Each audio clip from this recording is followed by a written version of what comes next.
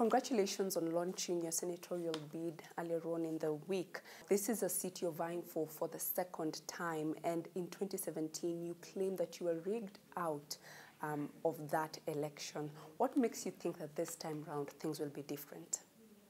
I believe the people of Laikipia need representation. After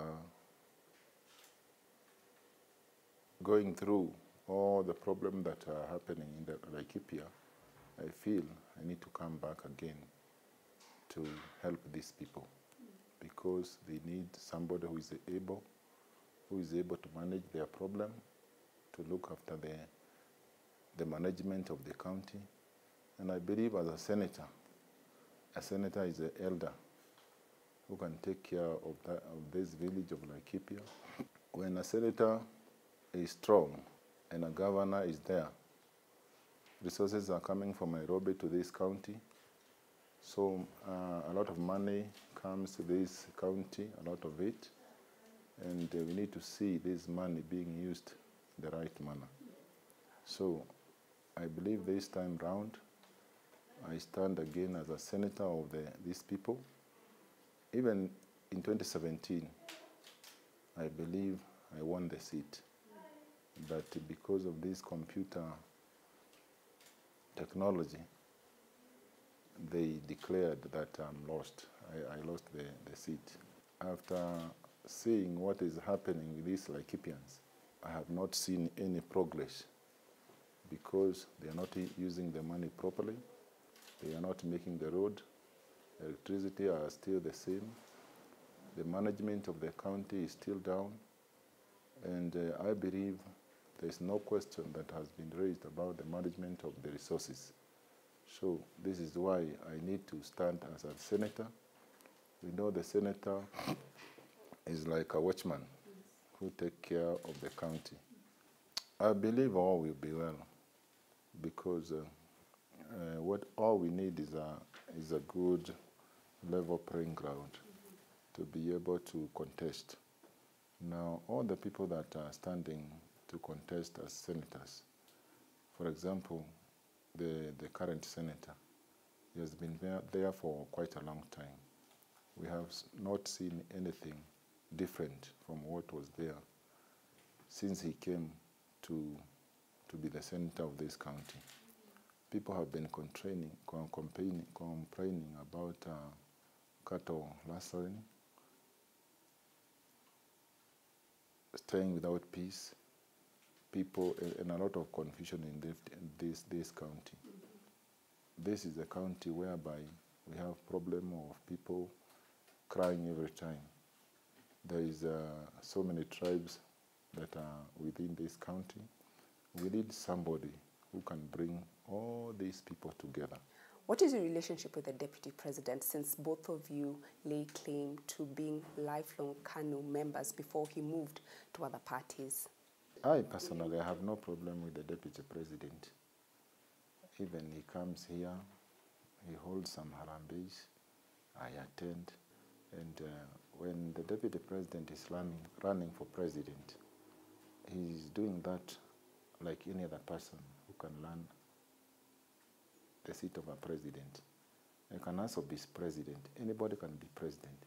So there's no problem, and I don't have any hard feelings in him. In December last year, on the 7th to be specific, the Deputy President had a series of rallies here in Laikipia County. And during those rallies, there was a feeling that some of your supporters were heckling the DP and his team. Now, what really happened? You know, when I heard the Deputy President is coming to Laikipia, the Deputy President is the Deputy President of the Republic of Kenya. He's not the Deputy President of Laikipia. And whenever you see a Deputy President coming to a place, if there are so many things that he has brought to the county, even me, I'm supposed to come and even host the Deputy President. I met the UDA officials before the coming of the Deputy President, and we talked. They came to my house. They told me. I joined them and come and invite the deputy president. So that is what I did. He came to Oljabet. That is where he landed. And I was there to welcome him as a citizen of Laikipia. And I believe that this county, we need to have peace with ourselves and have peace with everybody. So I was not going to disrupt the deputy president. I believe the deputy president is a human being like any other person who need to be listened to. And as much as they are saying they are hustlers, we are also hustlers. And we believe that everybody started from a very small place and they grow slowly by slowly until they reach where they want to be. You have seen even people who are giants. They were once babies. And it takes time for things to change and people to understand what you are doing. So I just went there to welcome the deputy president. But whenever they come, it is our right to meet them, talk to them, and anything good that is brought to the people of Laikipia, we will share, all of us. So I believed that what I was doing was right. Attending the meeting, trying to escort him wherever he went, and without any hard feeling. In fact, I attended more than 10 meetings where he was addressing. And I was encouraging people to welcome him. In the meeting, we had so many people who had their pictures of their supporters. Even myself, I had people who were supporting me. And they felt bad when I was not given a chance to address. They said that was a UDA meeting. But I find it not right when you come to a place and there are leaders there, they need to be given chances to address their problems so that at least when you become president, you can be able to tackle them according to the way they were raised. And also, the other thing is this. You know, when you say you want your party UDA and you don't want any other party, that one is not right. Actually, everybody needs to be given equal opportunities because he was coming to try and solve our problems. This problem cannot be solved by one person. Even a country is made by a coalition of parties. And in this time, no one person can be a president without the support of the other. You can be a member of UDA, you can be a member of KANU. They can decide to choose their KANU senator, and even they can decide to choose their president of another party. So that one does not matter. What matters is good relationship and the love that you're going to have with your leaders. We changed the constitutions 2010. And when we changed the constitution, this is a time of multi-party politics. We cannot go back to one party politics, whereby people are telling us, let us stay in UDA, you cannot go to another party. Actually, I would advise even the deputy president to try and embrace other parties. That's like what he started doing with the Musali and whatever. But the problem with the deputy president, he wants to work with the Western people, those they can unite with him.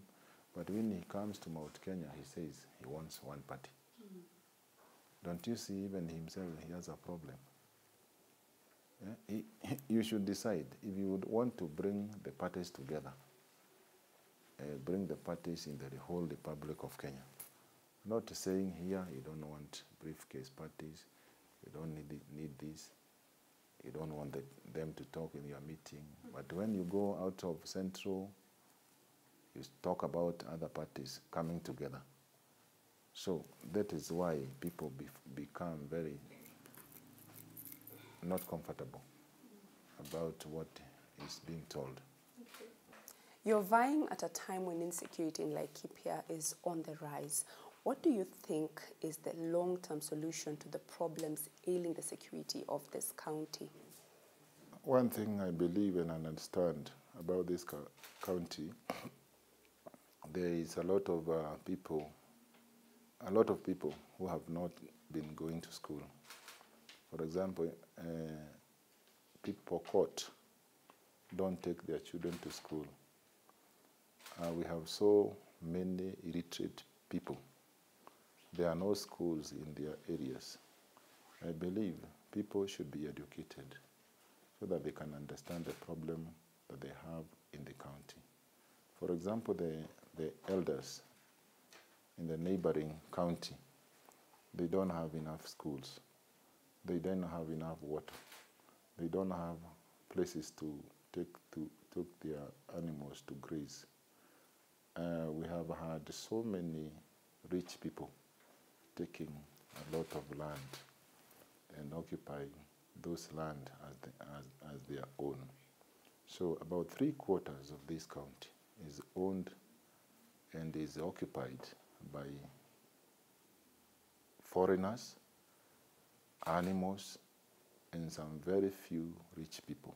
So 3/4 of this county is like it is managed by about 30 people, which is not fair. There is no equal distribution of land in this place.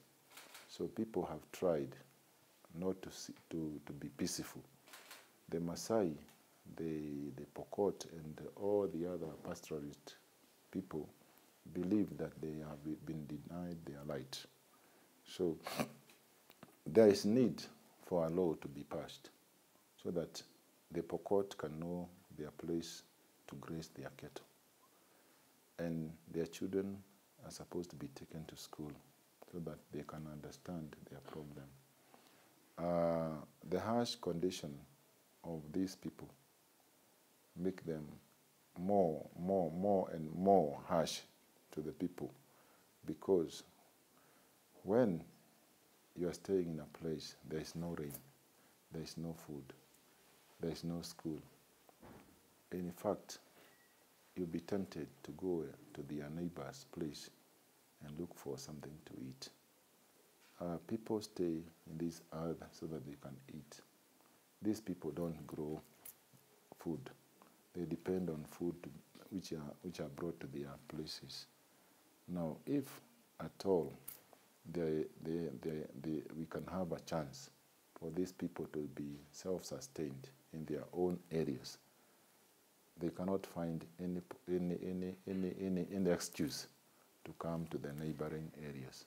So at least we need to talk to the neighboring counties so that they can also be peaceful in their own place. They have their own schools, they have their own hospitals, they have their own road, so that at least when somebody is contented in his own place, he cannot come and disturb us.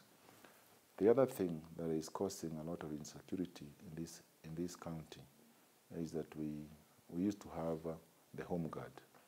The Home Guard used to have guns. A selected number of youth were selected so that they can be armed with the guns, so that they can protect the villagers.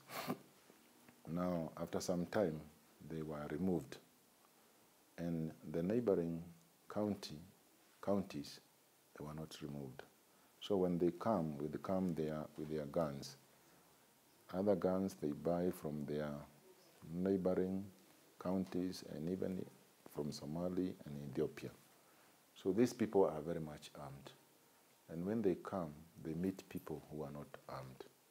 The police who are here are not enough. And the hills and the harsh areas, they are used to that problem. So whenever anybody comes to attack them, There are so many valleys, so many areas which for them to hide. So they know their areas better. I think the government is supposed to help them wherever they are, so that they can, areas for grazing can be specified. They can stay in their peaceful area in the neighboring counties, because the problem comes from other counties. And also in our own county, we have friends who bring them here. They have relatives. Unless a permanent solution is met, the problem will be there every time because of that lack of food, clothing, and shelter. So the harsh condition that they are living in, it is like it's like a catalyst which is making them to fight each and every time because of that harsh conditions. I believe when they are fed and they are taken care of, that problem can come down. Do you think that the government responds by instituting a military base at the Laikipia Nature Conservancy and also the operations that have been going on at different times in this region are the solution? When you bring military to a place, they will fight 1 or 2 days. People continue to be killed. And the fight these people are fighting does not belong to the military. It can be solved by the people themselves, because the military will come for 1 day or 2 days. They will fight for 2 days. But those people that are coming to fight, they will hide in the bushes and attack you when you are not aware. So we need people who are the native troops, those villagers, the elders, the chiefs, are supposed to be very much watchful. And what I've said is this: if somebody doesn't have food to eat, you don't have place to graze your cattle, you don't have water, then the problem will continue. We need to talk to the neighboring counties so that they can have enough water, they can have enough places to graze, and they can have people to guard their areas and our areas, even including the police and the military. Can you just tell us how you and Raila Odinga met, and what is the nature of your relationship? Despite him being the ODM party leader, you're still a close confidant. Maybe people don't know. I'm a neighbor. I'm a next door neighbor to the ODM leader in Karen. Raila comes to visit me in my house. Even when I had an accident, Raila came to my house. He supported me. And he has been my friend for many years. I came to know Raila when I was 20 years old. I believed in what he was doing when he was struggling to put this country right.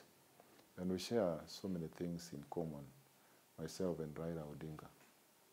I was taken to prison. The cell that Raila Odinga used to stay, that is the cell that I was staying in Naivasha, in Kamiti. And I have taken my time in prison. I have seen that even going to prison had a reason for myself, because I have learned to be patient with things. You know, when you go to prison, you're told tomorrow you're going to go to court. You go to court, you meet the judge, is sick, the prosecutor is not there, you're given 14 days to come. So in prison, you learn how to wait. You become patient.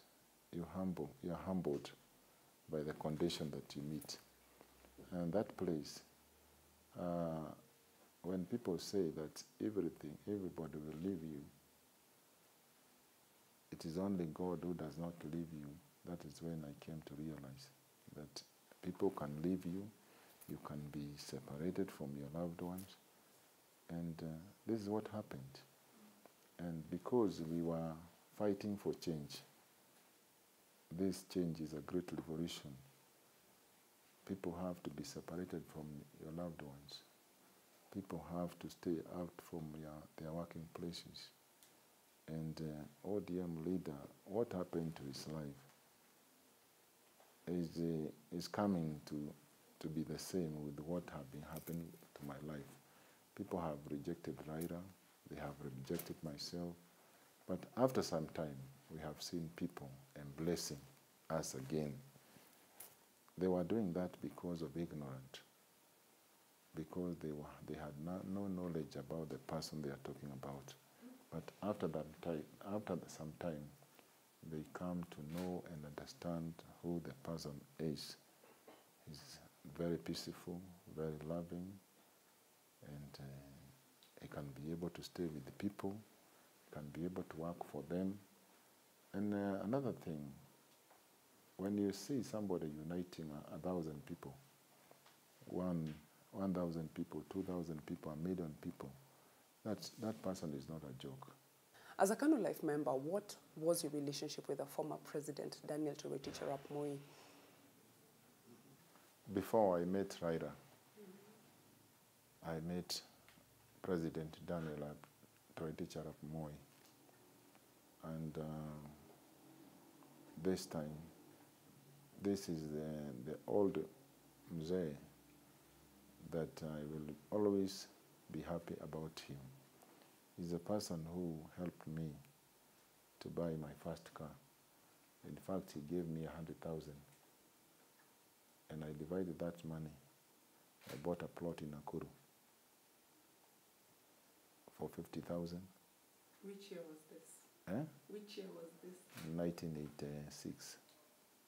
1986, when I was still in school. And he also helped me to buy a car, a Fiat.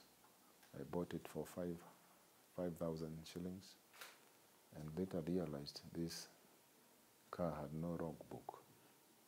So I returned the car and even bought another car because I had some 40,000 shillings that were remaining. I bought another car. So that is how I started driving my own car, because of Mzee Daniel Toroitich arap Moi. By 1990, we were very good friends with Mzee, despite the things that were happening all over. It is Mzee who told me to organize the youth all over the Republic of Kenya as the Youth for KANU, and that is what I did.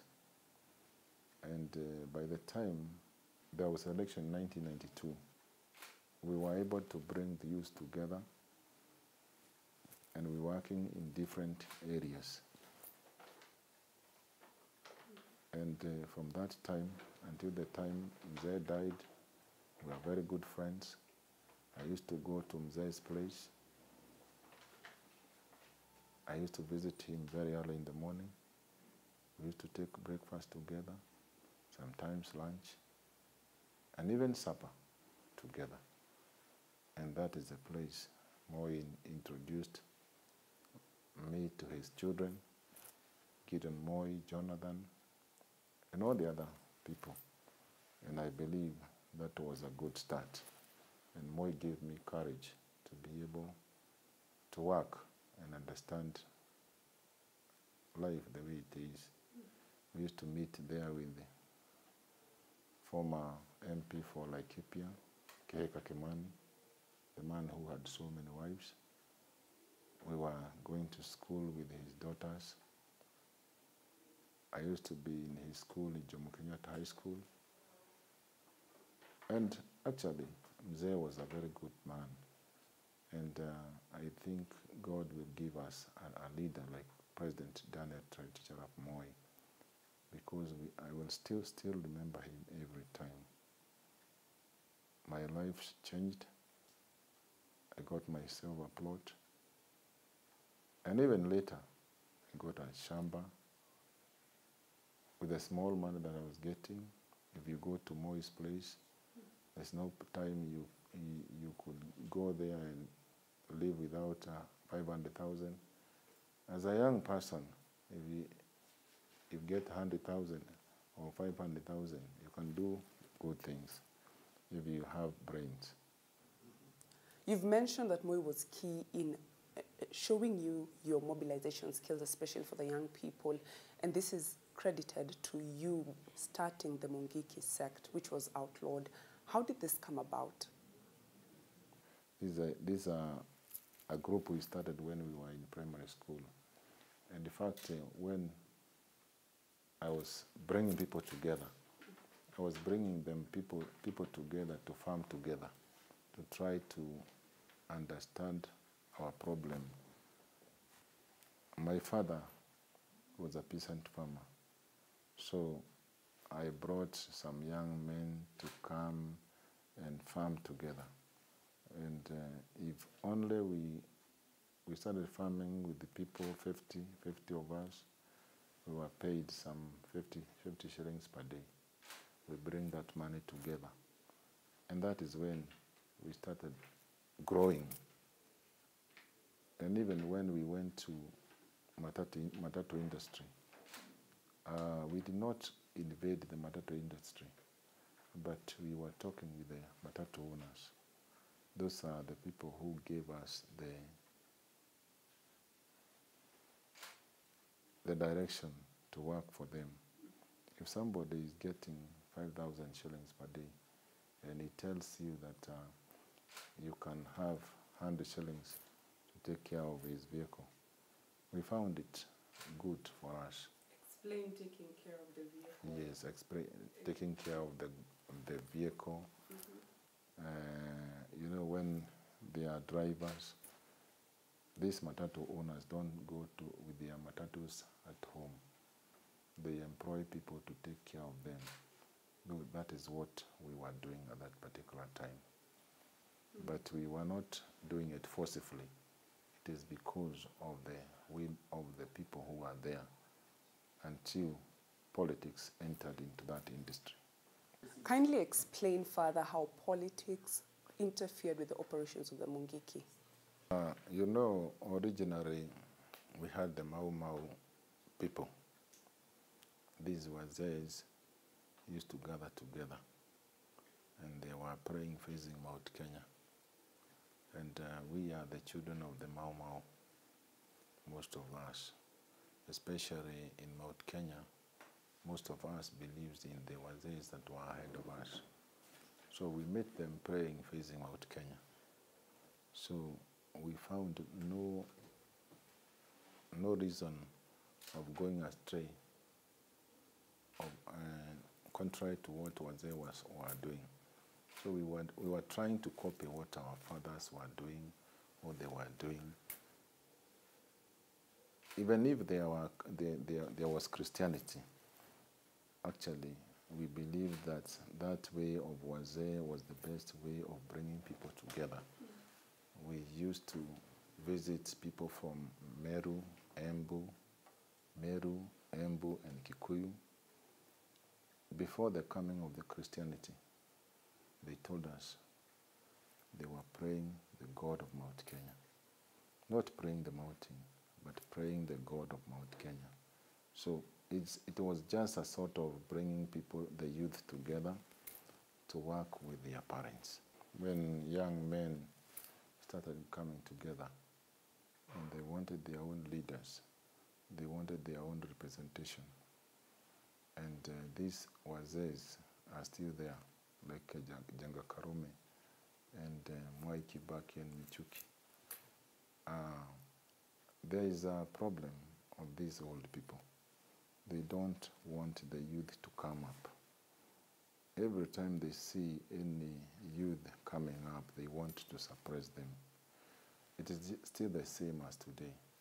People are talking about, they are saying that they are hustling. Many of our youth don't have land, until they depend on their parents. They don't work. That is a process that is each one of us passes, where people hustle, they're looking for their daily bread, they are not married, they want to get their own businesses. But the problem which normally comes is that these people don't have resources to start their businesses. They don't have chances to go to the work they need to go. The work is given to relatives of the leaders. So that is why people feel very much left out. And that sometimes they tend to revolt against the government and the people leading them. Not that they are bad people, but they are looking for their spaces. Even David said, long time ago, he was a young boy, and he became a mature person. So the things that he used to do when he was a young boy cannot correspond with the things that you do when you're a mature person. So when you are young, you don't think a lot. You use the thoughts of others. Until when you become mature enough, that is when you can be able to make your own decisions. Those days, we were young boys.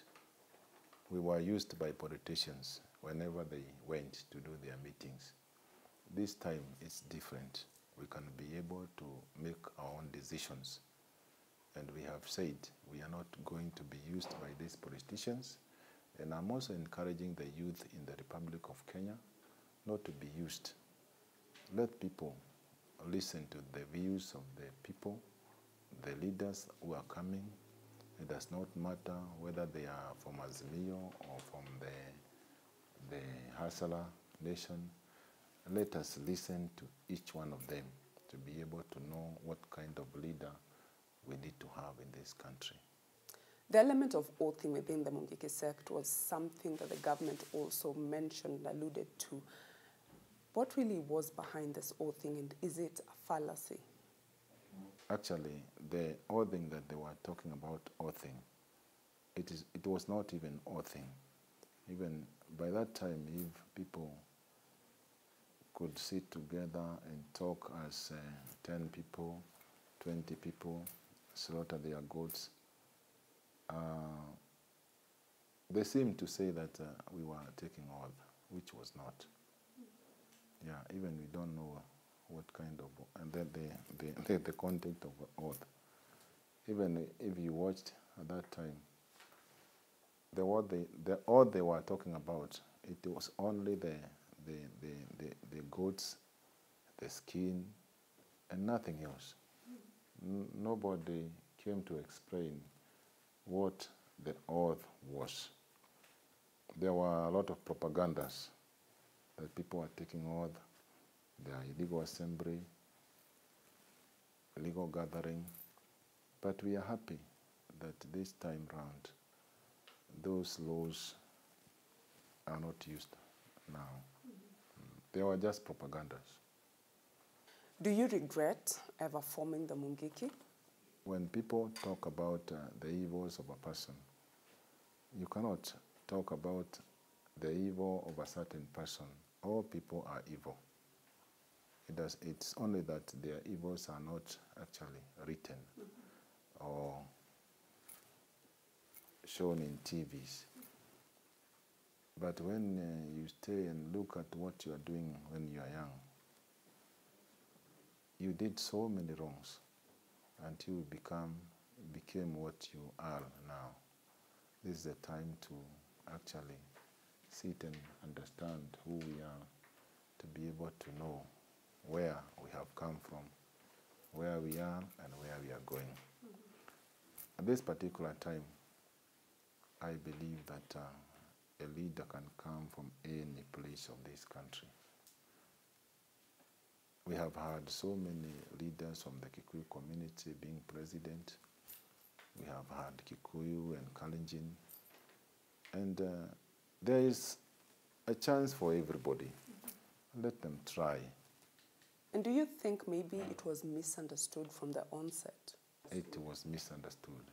Those names that were being called to us, those names did not belong to us. They belong to the poverty that we had. They said we did not have shoe. Yes, that is true, because we had not. We are not having any. But with the time, we were able to organize ourselves. We have our own plots now. We have our own shamba and property. Those days, we did not have even children. Now we have children. They have gone to school. They have finished school. Some of them are doctors. Others are engineers. So don't you see this a different time? For years now, you have been on record saying that you have been able to diffuse the Mungiki sect and it is no more. However, during times like this, when the country is preparing for an election, there are undertones that this group might be operating undercover and possibly being used as a tool for political violence. Is this the case? This particular time, what is here in my mind is that we don't have Mungiki, we don't have groups which are organized to destabilize the election.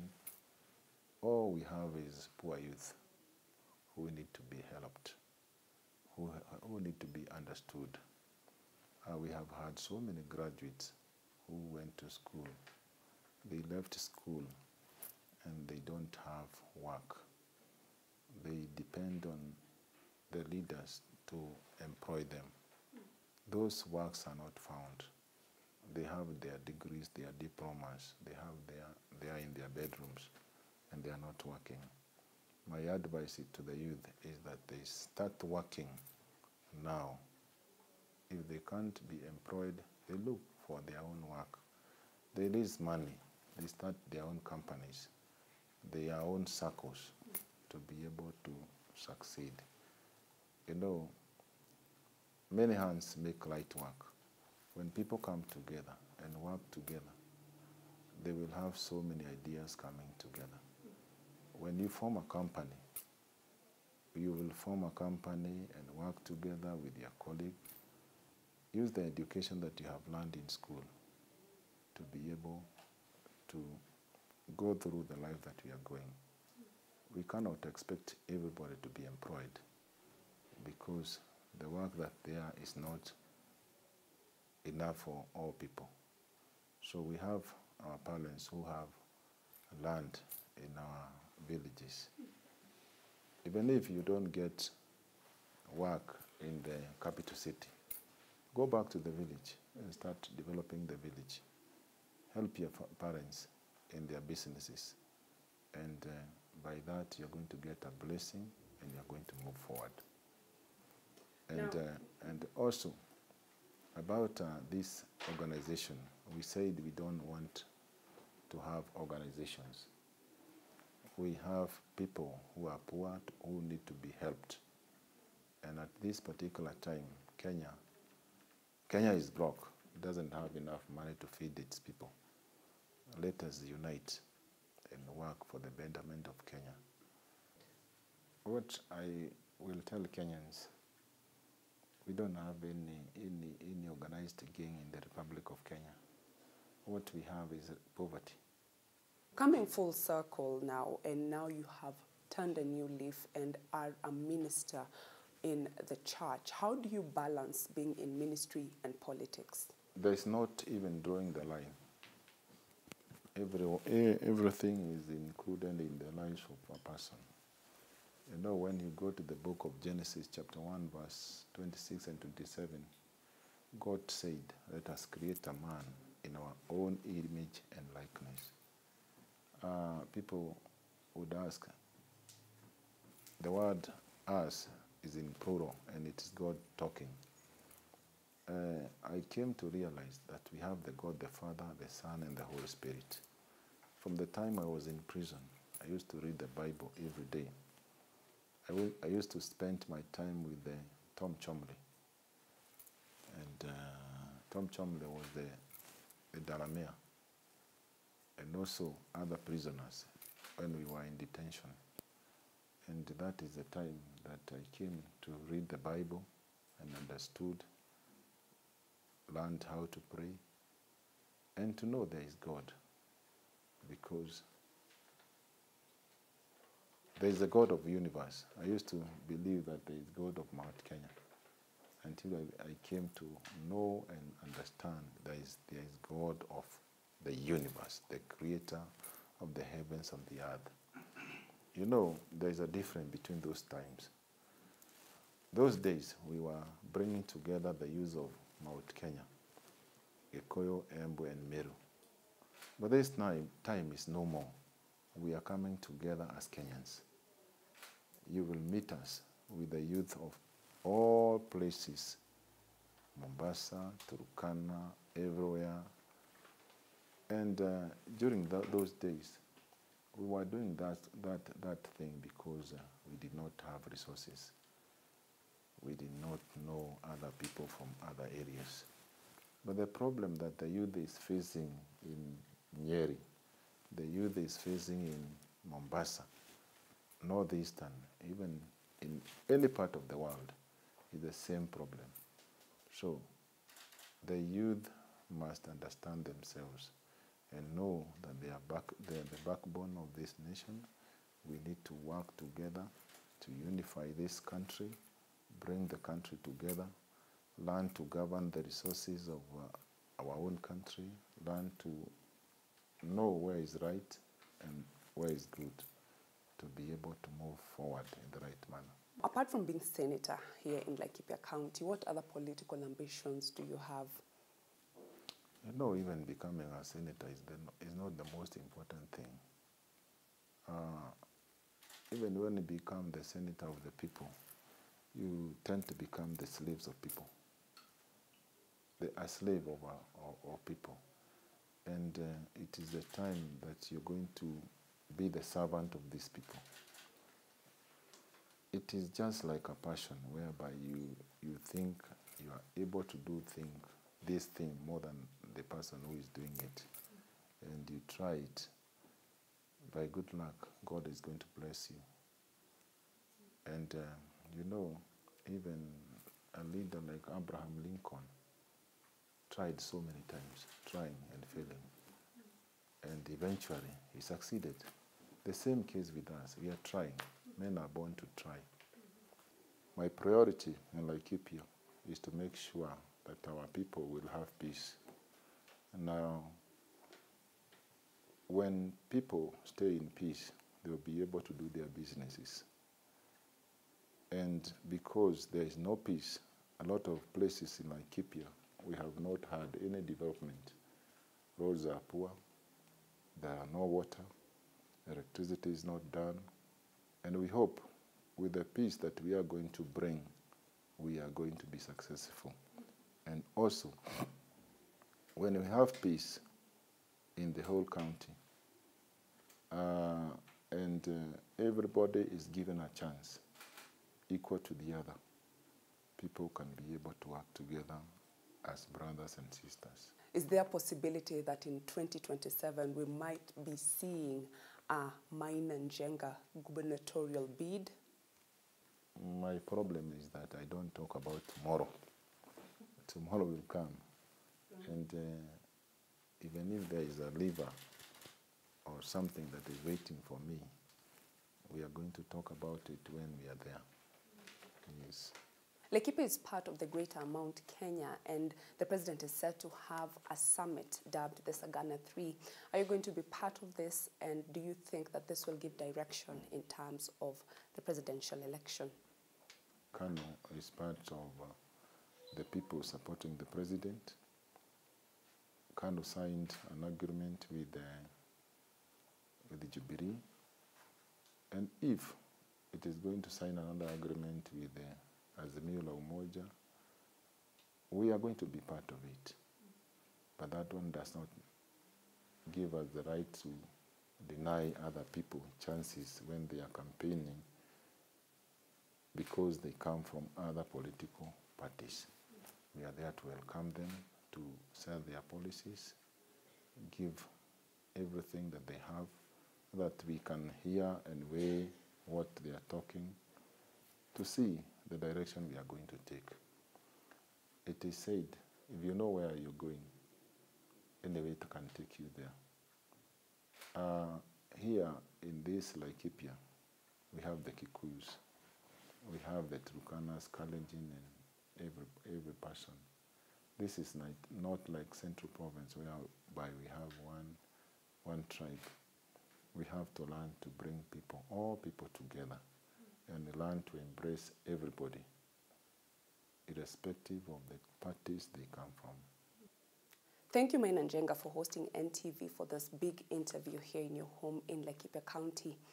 From a renegade youth leader of an outlawed sect to a now mature and rather seasoned politician, he hopes that he will be the next face of Laikipia in terms of representing it at the Senate. He says that the solution in ending insecurity in this area lies with empowering the different and diverse communities that live here in Laikipia.